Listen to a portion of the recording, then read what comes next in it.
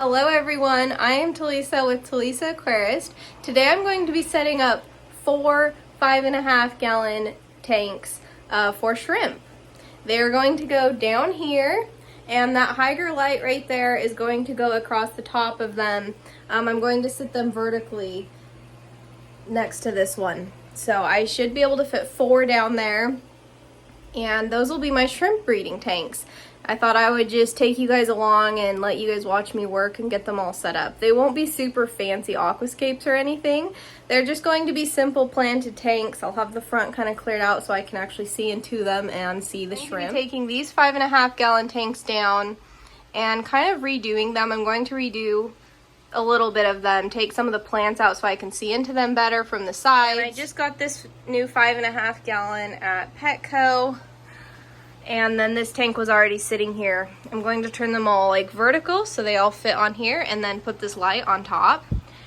And I will have I'm going to have 5 different types of shrimp. I'm going to have 5 fish tanks specifically for shrimp. So I'll have the 4 right here. There'll be 5. I have this 3 gallon tank right here that I had gotten from PetSmart. I think it's just adorable, and I think green, like jade green shrimp, Neocaridina shrimp, would look great in this tank.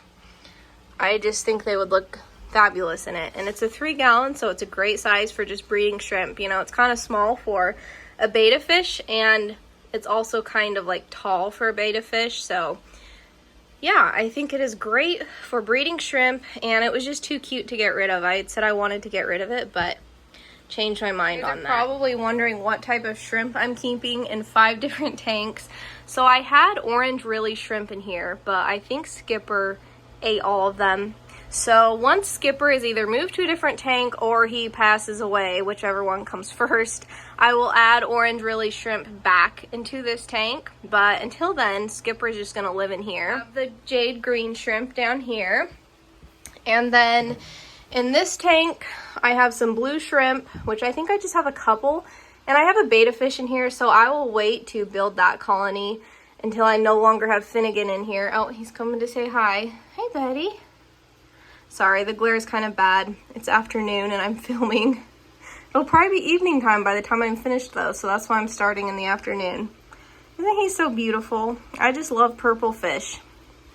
And then over here is, I already have a colony of red shrimp in here, and I have red shrimp in a lot of my other tanks, but this tank will be specifically for breeding red shrimp.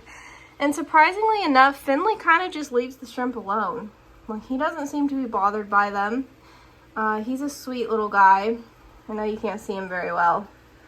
This tank is kind of an overgrown mess, and it needs topped off, so it'll be fun bringing you guys along, and you guys can watch me kind of transform this tank into a much more manageable looking tank for shrimp. Hey, buddy. See that right there? I have another baby tiger lotus. Hi, Skipper. This tank is kind of looking like a mess after I tore all these plants up out of it.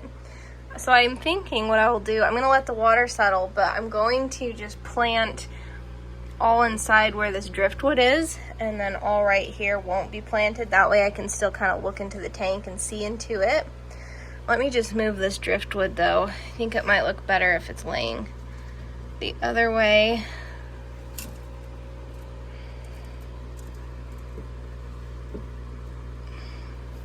There we go. I like that better.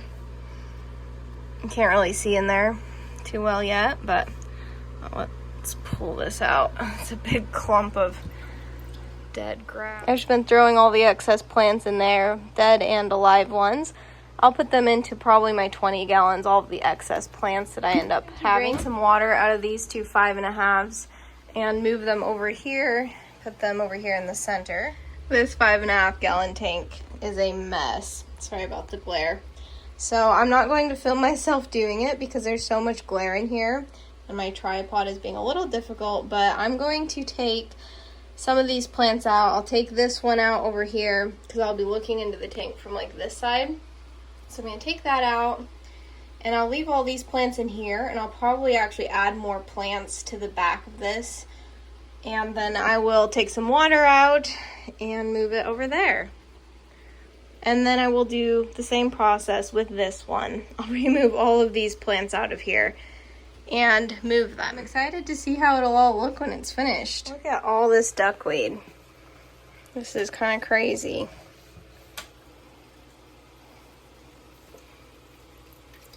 Well, I made a mistake. So I was sure I could fit a fourth one here, but I cannot. It is like barely, like I didn't account for this black rim to stick out on the sides, and so there's just like not quite enough space. So I will just have 3 5.5 gallons down here, and I'll just put these ones down here that's already set up. And then this tank, I guess I could either return it or just keep it for, I don't know what. I'm not sure. I'll think about it and think about what I should do with it, which is fine. I was just going to keep some wild type shrimp in here because I like them. But, you know, I don't need a tank just for that. So I'll just have the 3 shrimp tanks down here. I'll have the red, the blue, and the orange Riley shrimp. Alrighty guys, it is now the next morning, and the water, all the mulm in the water is kind of settled. The water in this tank is still dark because there's a lot of tannins in it, but that's alright. It just makes for healthier, happier fish. There's only a betta fish in here right now, Skipper, which, oh, here he's coming to say hi. Hi, Skipper. But as you can see, these tanks, you know, aren't a whole lot to look at. They're very simple. They all have driftwood in them and just some plants. They don't have a ton of plants, which is okay. The plants that are in there will really fill in. I pulled a lot of the plants out knowing that they would just fill the tank right back in and I'd have to be pulling them back out again. Oh, there's Finnegan saying hi. He can't actually see Finley. I know it looks like they're interacting, but the back of his tank was painted black, so they actually cannot see each other. Because these tanks are set up just for breeding shrimp, they're not very fancy. I would love to keep my betta fish from here on out in like really aquascaped tanks that like do them justice, because they're such flashy fish and they would just look so much nicer in a like fancy aquascaped tank, you know. But I just have too many betta fish right now. I'm kind of switching gears. Before I just had betta fish for pets, and that's just kind of what I did. In fact, I just recently learned about dirted tanks like not that long ago. It's been less than a year, so this is all relatively new to me. I'm not the greatest at aquascaping. Now, I have been keeping betta fish for going on 7 years now, but as far as like doing the dirted tanks and doing the fancy aquascapes and all that, that is still relatively new to me. So I'm still learning on that front. But yeah, I think that I do have a nice rimless cube tank with a betta fish in it, and I think I'm going to do a nicer aquascape. And it's actually my fanciest betta fish that's living in there, so that will be fun. But yeah, I already have a colony of shrimp in this tank. And I did have 2 Blue Dream shrimp in here. I don't know where they're at, though. I didn't see them at all yesterday. Hopefully Finnegan didn't eat them. And then in here, I had some orange Riley shrimp, but I haven't seen any for probably over a month now. So I'm thinking Skipper probably ate all of them. The light that I have going across these 3 5.5s is a Hygger light. And I absolutely love the Hygger lights. They do not sponsor me. This is not a sponsored video, but I still just love their lights. I actually have it on the 24/7 setting. So this morning, the tank was just like a reddish, orangish hue. I'll show you guys here on the screen. And I'm curious to see how these tanks do, because I also have one up here on this 40-gallon. But you can see the tank looks much darker. There's more tannins, there's more like driftwood, or not driftwood, sorry, water lettuce and duckweed. And then down here, the tanks are much shallower and just less plants in general. And so I'm wondering if it will create too much algae, because the reason I love the 24/7 setting is I don't have to touch it ever, but it also, I get as much light as possible. Like the lights are on for over 12 hours a day. but they come on and they're super dim in the morning, and they get brighter throughout the afternoon, or throughout like late morning, early afternoon, and then later in the afternoon they start going dimmer again. And so I get to enjoy my tanks for longer. You know, you can't see into them as well when they're super dim, but you can enjoy them longer and you don't ever have to touch them. You know, if I'm gone on vacation or if I'm gone for the day, these tanks will have light, and it has super consistent light, which I have noticed is a huge benefit for this 40 gallon. Like, I think that's part of why this 40 gallon is doing as well as it is because the lighting is 100% consistent. It has been consistent ever since I set up the tank, because as soon as I set up the tank, I set it on the 24/7 setting. Now, these lights do have timers on them, so I could just choose like 50% light, 6 hours a day, right? If the 24/7 lighting causes too much algae in these tanks. But I really prefer to not do that. Another thing that's really cool, this Hygger heater, I don't need to have a thermostat on this tank because this heater tells me what temperature my tank is. Like, you'll notice these two tanks have thermostats in them, so I can see the temperature, make sure it's a safe and comfortable temperature for my betta fish. But this one, it already tells me the temperature. And you guys may be thinking that 83 degrees is a little too warm for betta fish, but really it's not. Betta fish do super well in the 80s. Like, 70s is just a little too cool from my experience. You know, maybe 78 would be okay, but they love it in the 80s. So that's where I try to keep it at. Hi, Finley.